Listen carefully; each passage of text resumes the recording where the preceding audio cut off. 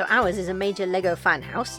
Dad on a mission had, and still has, even more now he earns his own salary, a massive collection of Lego.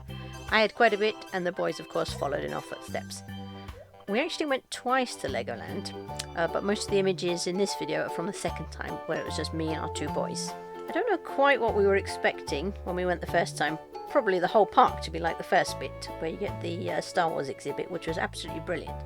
But for Dad on a mission especially, it went downhill rapidly after that. I think he was expecting a lot more of the kits to be on show and a lot more animatronics and so on, to be really going into the history of Lego and all about Lego rather than just rides with that same sort of theme.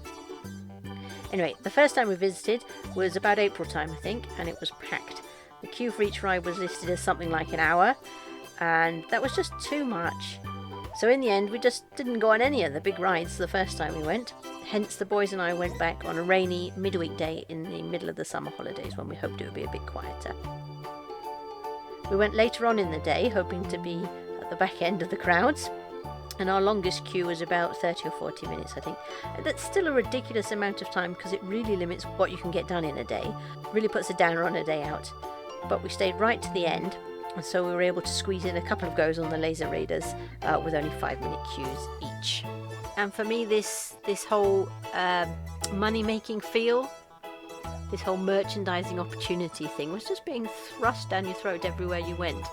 On one hand, of course, there were stalls everywhere, so you could buy anything the moment your heart desired it. But on the other hand, it was all money, money, money, money, instead of enjoying the experience. Now, also, there are logistical issues with standing around with young children in a queue for an hour.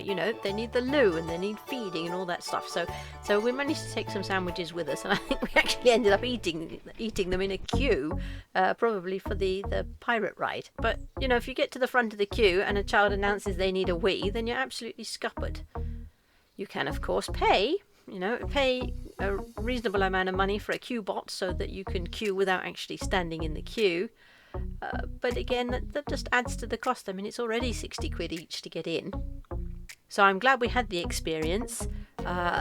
Don't be thinking it's particularly Lego building, Lego technical focus. It's a day out with some rides. So just to reiterate, this whole merchandising thing for me spoiled the ambience a bit. So anyway, we hope you found our summary helpful, and thanks for joining us. We'll see you in the next one. Bye for now.